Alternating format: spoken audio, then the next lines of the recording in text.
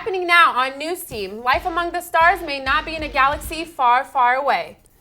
And Bieber fever made its way to Denver last night. And Joe Biden plans to visit campus on Friday. This and more coming up on News Team.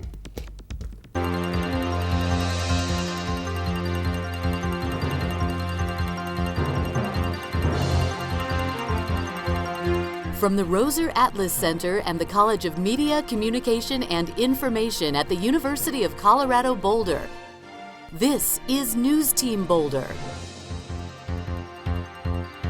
Hello and welcome to News Team Boulder. I'm Shema Manana. And I'm Tristan Bambauer. Murder in the suburbs. A well-respected doctor was shot and killed yesterday in Centennial. Dr. Craig Atkinson has been practicing medicine for over 30 years and was close to retirement. He was beloved by his neighbors, who described their relationship with him as like family. Atkinson was targeted after trying to intervene in a domestic quarrel between the shooter and his wife. 2 other neighbors were also injured and have since been hospitalized. The police have still not released the identity of the shooter. A motorcyclist was killed in a collision on Saturday. The driver will not be charged. Cyclist Gregory Gorman was headed east when he hit the right side of a car that was turning left into a driveway. Driver David Barker suffered minor injuries and was transported to the hospital. Gorman was pronounced dead at the scene. Barker did not receive a citation as the cyclist was traveling at a high rate of speed. No signs of alcohol or drugs are suspected to be factors in the crash. South Denver's long-planned expansion of C-470 is getting closer to becoming a reality. Though the exact date of the construction has not yet been set, it is expected to be sometime in the summer. The project calls for 3 new tolls, 2 westbound and 1 eastbound. The renovation is expected to be greatly improve the flow of traffic in the clogged C-470. The construction should be finished by the summer of 2019. Arizona's sun has always been a draw for retirees, but it could have another attraction come November. Right now, all the pot you see here is totally legal, as long as you have one of these. But come November, voters will likely have a chance to make all of this legal for anyone over 21, and supporters or people you may not be expecting. Sun City, jump up there. A place where people come to golf, spend their golden years. It screws together like this. It doesn't take much at all. It's marijuana oil. But not this woman. After suffering through years of pain from a shoulder injury, Tamar Myers and her husband moved to Arizona because of the medical marijuana laws. And really, it has been a game changer for me because my pain levels have been reduced so much. That's a mango tree. Now she enjoys her retirement tooling around in her garden. But my hair doesn't fly off. Hasta luego. Here we go. Putting around in her golf cart, and even trying to pick up a new instrument. It's just a harp, like you're gonna get when you go to heaven, but I'm not. Because I don't want to go to heaven with a bunch of those knuckleheads that claim they're going. Myers is one of 92,000 Arizona patients who consumed over 19 tons of cannabis last year, either by smoking, eating, or in Myers' case, vaping. But she's still a pot pioneer of sorts. And now that she's been converted, she wants to spread the word that pot taking this indica isn't the drug that she thought it was. I think that so many people that are my age, and I'm 67, I'll be 68 this summer, who have never tried it and who are afraid of it or think of it as there's a stigma against it, should give it a try. Not the typical view of a grandmother, perhaps. Then again, these aren't exactly grandma's typical baked goods either. I just took the brownie, but it'll take 2 hours. And I never worry about getting fat or getting the munchies, because 2 hours from now will be supper time. Dennis Welch. There you go. CBS 5 News. Arizona could be the next domino to fall in the fight to legalize marijuana throughout the U.S. Recreational pot hits the ballots in November. If you're looking for real estate opportunities, you might want to consider Mars. Scientists have evidence of ancient bodies of water being present on the red planet. The Foundation for Applied Molecular Evolution in Alachua, Florida, gave CU Boulder professor Stephen Moisich a grant for $800,000 to study the possibility of habitable areas on Mars. He said if Mars wasn't so cold, we could already be there. Moisich will meet with scientists from the California Institute of Technology and NASA's Jet Propulsion Laboratory in Pasadena to discuss plans to travel to Mars in 2020. The 67th Annual Conference of World Affairs is happening right here on campus. Yesterday, Steve Wozniak, Apple co-founder, kicked it off. Today, you can catch exciting discussions from drug policy to social media. There's something for everyone. Events will be going on until April 8th and are free to the public. And later today, some intriguing conversation, including a panel about the role of business in professional sports. There's also a discussion of the interpretation of the Constitution in recent years. And GMOs or GM no's? Scientist Joseph Byram looks to shed some light on the debacle of genetically engineered food. A little green for your green? Research conducted right here at CU found that people would eat better if they were paid for it. The study involved 60 adults who were broken up into 3 groups. Not surprisingly, the group that was paid $1 for each serving of veggies or fruits consumed the most. Just for your information, a Mad Green Caesar salad consists of 496 calories, whereas a Caesar salad from Wendy's consists of 790 calories. Is it too late now to say sorry to all those who missed out on the concert last night? My mama don't like you and she likes everyone. I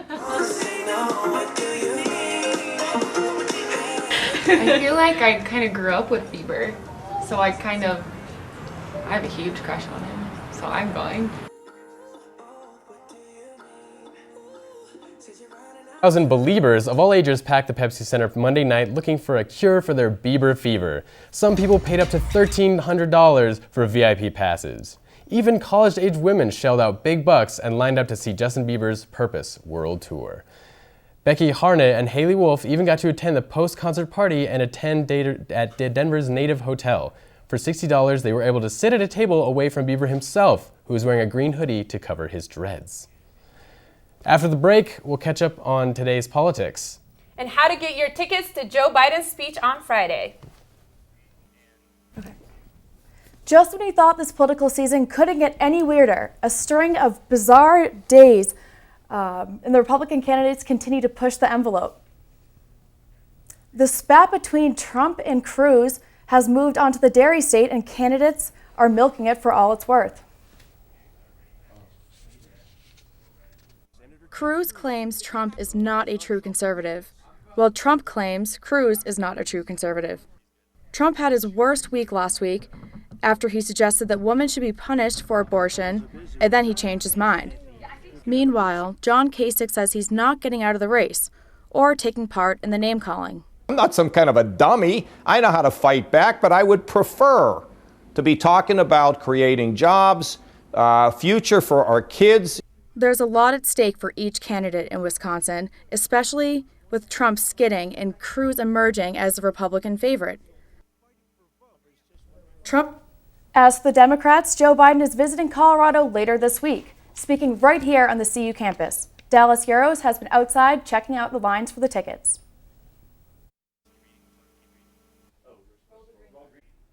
I'm standing here at the UMC where many students are waiting to purchase their tickets to the Joe Biden speech this Friday. The Vice President of the United States is going to talk about the importance of preventing sexual assault on college campuses as part of the National It's On Us Week of Action. Well, I want to be more educated before the upcoming election because I'm finally voting, and so I know that he's not here to talk about the election itself, but I would like to hear his talk on sexual assault because I think that's a really prevalent issue, and I'd like to hear his opinions on it. Sure. It is estimated that 1 in 5 women are victims of rape over the course of their college career. In 8 out of 10 cases of rape, the victim knew the person who sexually assaulted them. More than 90% of sexual assault victims do not actually report the assault. Yeah, just the fact that the vice president is coming here is really cool. And again, the opportunity is just crazy. Biden has recently gave speeches over the problem of sexual assault on college campuses. He talked about how we are progressing in the right direction, but there are still many assaults that take place. And people need to intervene in situations when they see something going wrong. Biden got a standing ovation for this speech at the Oscars. Biden will be at the Rec Center this Friday at noon, so be sure to get there early so you can get a spot. For News Team Boulder, I'm Dallas Euros. handed out until 6 tonight at the UMC, so make sure to get over there and pick yours up. Elections for CU student government opened yesterday, so what are the candidates doing to earn their vote? News Team's Bryce Rudnick has the story. We're here in front of the UMC where CUSG groups are campaigning for your vote. The percent of students who vote at CU has steadily been in decline. Less than 4% of students voted in the fall 2015 CUSG elections. Why such a low voter turnout? One CUSG representative says that students don't realize the large implications their vote has. The CU student government runs cost centers such as the UMC and the rec center, and also manages how student fees are spent. So that's $22 million. Representatives from CUSG say that the key to higher election turnout is a better relationship with the student body on campus. We want to start different activities and outreach programs, Friday afternoon socials and clubs, and working with different student organizations to build a lasting impact and relationship with them. Chalking on sidewalks and hanging posters to spread awareness, the CUSG is also hosting a town hall tonight where students can come to learn more about the election, the candidates, and to voice their opinions. The elections close on the 7th of April, and the CUSG wants to make sure that as many students get out and vote before that date as possible. Bryce Rudnick, News Team Boulder. Last year's CUSG projects included installing public art in the UMC, planning homecoming, and the rescheduling of the Dalai Lama's visit to campus, amongst other things. $22 million can go a long way on campus. Alabama Governor Robert Bentley could be the next politician to have his career cut short. This is due to the sexually explicit messages he exchanged with his office aide in 2014. The messages were released last month. Both Bentley and the aide have denied having a physical affair. The Alabama state legislature will meet this afternoon in hopes of passing a bill that will allow them to recall their governor. Prime Minister of Iceland, David Gunnlaugsson, has just resigned over criticism for his use of offshore accounts. He was explicitly named in the Panama Papers, a compilation of over 11.5 million documents detailing the individuals using these offshore accounts to hide their money. Over 100 former and current politicians have been implicated by the papers, including the president of Argentina and FIFA soccer player Lionel Messi. You know, it feels like it's getting warm up here. I wonder if it will stay this way here in Boulder. Sam has weather for us next, so let's find out if it'll stay nice as the week goes on. Thanks, guys. Coming up after the break, I've got the local and national weather, and we'll also take a look at the lovely cherry blossoms in Washington, D.C. Hey, y'all, I'm Sam Sharp, and I've got the weather for you today. So today the conditions in Boulder are beautiful and a little moody. It is currently 50 degrees outside with a high of 57. Although the sun was shining bright this morning, things are already starting to change. After 1 p.m., we'll face a 10% chance of precipitation with isolated showers and thunderstorms, so expect some clouds and wind to roll in around this time. Winds will be increasing from 19 to 29 miles per hour in the afternoon. And let's take a look at the statewide weather. Well, this is, as you can see, statewide. And we have Denver with a high of 63, Colorado Springs with a high of 67, and it is 63 in Fort Collins and 60 in Grand Junction. It looks like it's exceptionally cold in Aspen today, with a high of only 46 and a 70% chance of rain and snow. And now on to the national weather for today. On the west coast, we have Los Angeles with a high of 74, and up north in San Francisco, a high of 80 degrees, but that might be a bit ambitious considering the city experiences cooler temperatures from the ocean breeze. Now moving towards the east, Dallas will be experiencing a high of 81, a high of 86, even hotter, and Miami a high of 81, and Chicago a cool 47 degrees with a 40% chance of precipitation. And all the way on the East Coast, over on this, on the East Coast, we'll experience a high of 43 degrees today and sunny. In DC, the cherry trees have blossomed, and they are stunning. Let's take a look at the trees throughout the city. We have this nice footage from New China TV. The National Park Service has announced peak bloom was observed on March 25th, and as of April 4th, 70% of the flowers are open. The most popular places to visit the cherry blossoms are near the Jefferson Memorial, Franklin Delano Roosevelt Memorial, and the Martin Luther King Jr. Memorial. And the blossoms can also be seen in small clusters along the National Mall. Amazing trees and views. And today, here's the four-day weather. Fortunately for us, as the week goes on, it's going to get warmer. Tomorrow will be a high of 62 degrees with a low of 42. Thursday, 64 as a high, 42 with the low. On Friday, we've got 46 degrees as your low. And Saturday is a high of 68 with a low of 44. With the snow melting thanks to these beautiful temperatures, it's the perfect week to get outside and maybe go for a hike and maybe check out the farmer's market that's happening this Saturday. And it's just really starting to feel like spring right now. It's wonderful feeling the warmth on my skin, and I'm wondering if Colorado will ever get hit with the El Nino that many people were talking about. Anyway, back to you guys at the desk. Thanks, Sam. Looks like it's going to be a warm week. Yeah, and Lizzie joins us now to talk about sports. Thanks, guys. Coming up after the break, News Team's Breeze Thomas has a story on the CU men's lacrosse team. And we'll be talking NCAA championship and the shot heard around the world, as well as MLB opening day where the Rockies shined. Stay tuned, sports coming up next. While Colorado basketball was watching the national championship from home last night, they, along with the rest of the country, was treated to an all-time classic. Villanova and the North Carolina met for the 7th time in tournament history and battled it out for the national title in Houston, Texas. Both teams kept pace with each other until the final seconds when Marcus Page hit an amazing deep three to tie the game. But then it was Villanova's one shining moment. Chris Jenkins with a three of his own as time expires and the Wildcats win their second NCAA championship in dramatic fashion. The game ended an amazingly unpredictable basketball season, one that will start back up in November. The Rockies ruled and rolled over the D-backs last night. The big story was Trevor Story, who has an unbelievable major league debut. Big-time Arizona ace Zach Greinke targeted Trevor Story early in the game, who can't seem to handle the ball, and the D-backs score and go up 1-0. However, Story doesn't seem fazed by the early mistake and drives one deep right and out of play in the top of the third. And he wasn't finished yet. Story crushes another one later in the top of the fourth, this time taking it left, taking the Rockies to a 7-1 lead. Final score, 10-5. The two teams go back at it again tonight, opening pitch at 7:40.